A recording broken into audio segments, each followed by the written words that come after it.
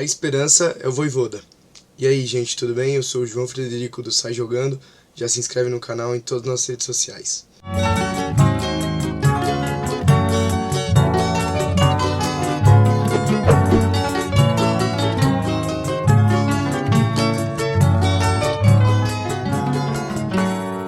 Depois da humilhação sofrida no Morumbi, o Santos enfrentou o Bahia fora de casa, que é um time que vem fazendo uma campanha muito boa no Campeonato Brasileiro, e com certeza o Santos sabia que era um jogo difícil, ainda mais sem o Vojvoda ainda, com o Matheus Bach, filho do Tite, comandando a equipe, e principalmente sem o seu principal jogador, Neymar, suspenso. E além do Neymar, o Santos estava com dificuldades na zaga, né? Porque o Basso tá machucado, o Gil tá conversando com a diretoria para rescindir o contrato, e o Arão ainda nem estreou praticamente, jogou menos de 5 minutos com o Flamengo e nunca mais entrou em campo. Então o Santos tinha duas opções de zagueiros, que é Luan Pérez, que normalmente é titular, e Luizão, que tem bastante coisa para falar do Luizão. Jogou nada hoje e já faz tempo que não vem jogando nada. E eram as opções que o Santos tinha para hoje na zaga. Então, vamos lá, antes de falar do jogo, falar um pouquinho sobre a novela que teve com o Sampaoli, que acabou não vindo, porque muitas exigências que ele fez para o Santos, muitas contratações difíceis, e que o Santos, infelizmente, não tem como trazer os jogadores que o Sampaoli pediu. Falaram que ele pediu o Endrick. Olha o nível da contratação que o Sampaoli pediu. Então, fica complicado de trazer alguém com esse pensamento. Mas a torcida queria muito ele, eu particularmente também queria, porque ele já tem uma história com o Santos, e ele jogava de um jeito que o torcedor do Santos gosta de ver o time jogando. Ofensivo, querendo marcar gol sempre e não tocando a bola para trás, como a gente vê o Santos jogando nos últimos tempos. Mas, não sei se melhor que o Sampaoli, o Santos conseguiu trazer o Vojvoda, que, vendo as opções de mercado, eu acho que tirando o Sampaoli, ou ele é até melhor que o Sampaoli, não dá para saber. A gente vai ver como que ele vai se virar no Santos. É um grande desafio. Ele já falou que é o maior desafio da carreira dele e que é um motivo de grande orgulho para o Vojvoda ter vindo para o Santos e ser o novo técnico do time, mesmo na situação que está hoje. Bom, mas agora falando do jogo. O Vojvoda estava lá assistindo, o Ancelotti também estava assistindo o Brasão, e o Santos não conseguiu apresentar nada nesse jogo do Bahia. Era uma derrota bem previsível, na minha opinião, sem nenhuma ideia de jogo, parecia um catado de jogadores. Deu para ver claramente a diferença de um time bem treinado e um time sem nenhuma ideia.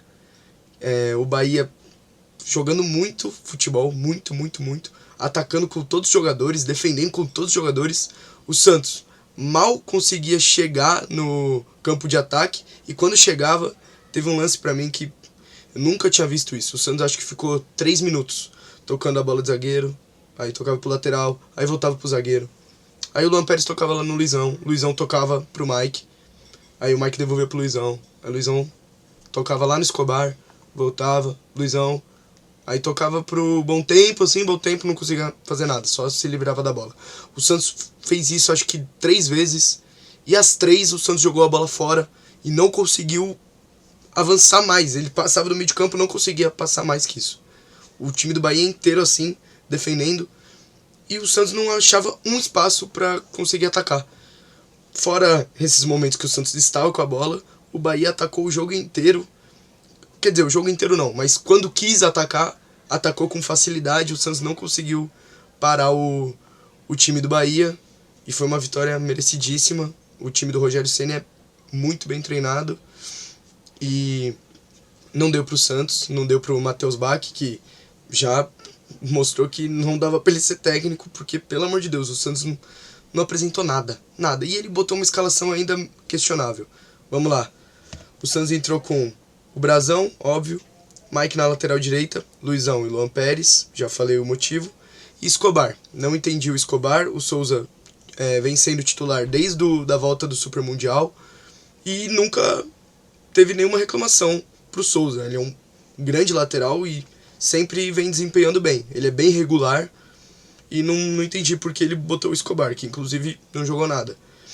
Bom, meio campo, bem povoado, né? Botou Rincon e Schmidt. Não tenho o que falar de bom desses dois. Eles são lentos, eles erram passe, eles chegam atrasados em todas as bolas quando estão marcando. Eles só fazem falta, eles são bons pra fazer falta. Foi ridícula a atuação dos dois, inclusive. Foi, na minha opinião, junto com o Luizão, foram os 3 piores jogadores em campo. Foi ridícula a atuação deles.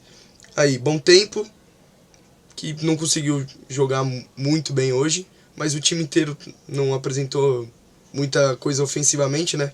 Defensivamente, o Bom Tempo ele conseguia levar a bola pro ataque, mas ele conseguia passar do meio campo, mas depois que passava do meio campo também não conseguiu fazer nada. O Roleiser, que conseguiu, foi o único jogador que eu me lembro que chutou no gol, chutou uma bola com perigo no segundo tempo, mas só isso. O Barreal não jogou nada hoje, e o Tiquinho lá na frente, que pelo amor de Deus, a bola bate no Tiquinho, ele não domina a bola. Ele não consegue dominar a bola e ele não consegue tocar a bola também. Ele é uma parede, ele é um cone. E é impressionante a falta de habilidade que ele tem. Ele não consegue. O Tiquinho que a gente viu em 2023 no Botafogo sumiu, morreu. E morreu faz tempo. Impressionante. O Tiquinho, nossa senhora, muito ruim. Jogou muito mal. Bom, agora falando do jogo. Com 10 minutos de jogo, o Bahia abriu o placar com um baita gol. Um golaço que não tinha muito como o Brasão defender. Não é demérito de ninguém. Inclusive o Santos não tem muita culpa nesse gol, porque foi um baita chute, foi de longe. Poderiam ter pressionado um pouco mais, mas foi muito rápido também o chute. A bola chegou o Everton Ribeiro tocou a bola pro meio, o Juba chutou rapidinho, sim, não deu tempo de chegar ninguém pra tirar a bola dele, pra pressionar. Então, sem muita culpa nesse primeiro gol, 10 minutos de jogo. Mas depois disso o Santos também não fez nada, não conseguiu fazer nada. Bom, o Rincon e o Schmidt, eu já falei. Pra mim, dos 3 piores em campo são eles dois.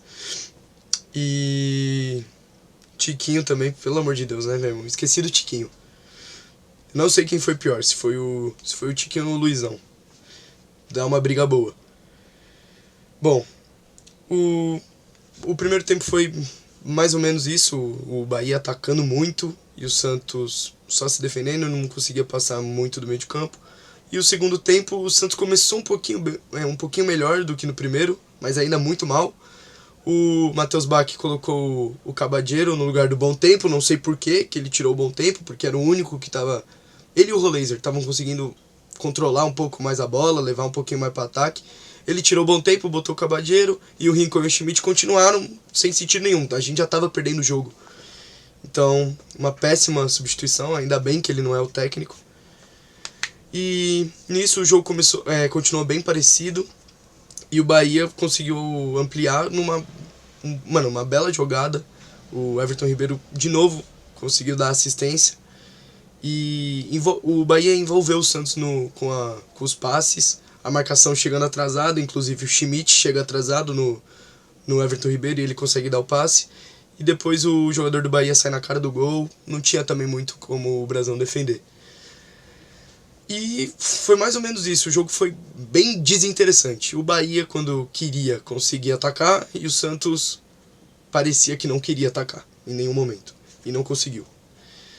E eu acho que esse jogo mostra muito o que o Vojvoda vai ter que fazer.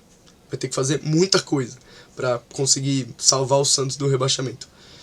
Mas ele é um técnico que tem muitas ideias de tática, ele estuda bastante os adversários, e o trabalho dele foi incrível no Fortaleza. Então, eu acho que com as peças que o Santos tem, por mais que não sejam jogadores do primeiro nível, mas são jogadores que são suficientes para escapar do rebaixamento. Eu acho que o Santos precisava de um técnico com um trabalho bom já, e o Vojvoda tem isso. Agora ele vai se provar, se ele conseguir mais um trabalho bem feito. Quem sabe o Santos ainda consegue pescar alguma coisa, mas primeiro é pensar em fugir do rebaixamento, e eu acho que o Vojvoda vai ser essencial para isso. Agora eu olhei aqui as anotações, lembrei de falar de um lance que o Santos seria um pênalti pro Santos, que na minha opinião, sinceramente, foi muito pênalti. Eu já vi pênaltis muito mais duvidosos serem marcados. O Cabadeiro cabeceia a bola e o jogador do Bahia tá com o braço aberto dentro da área. E quando o árbitro vê, o jogador do Bahia já encolheu o braço, porque ele não vai ficar com o braço aberto também, né? A bola bateu quando o braço estava aberto, ele encolheu, aí o árbitro viu, não, braço colado. Eu achei muito duvidoso, e eu acho que pelo menos ele tinha que ter ido checar no VAR, porque aí ele teria visto que o jogador do Bahia tava com o braço aberto e depois fechou. Mas como ele não foi, ele só teve a visão na cabeça dele, que ele viu ao vivo, né?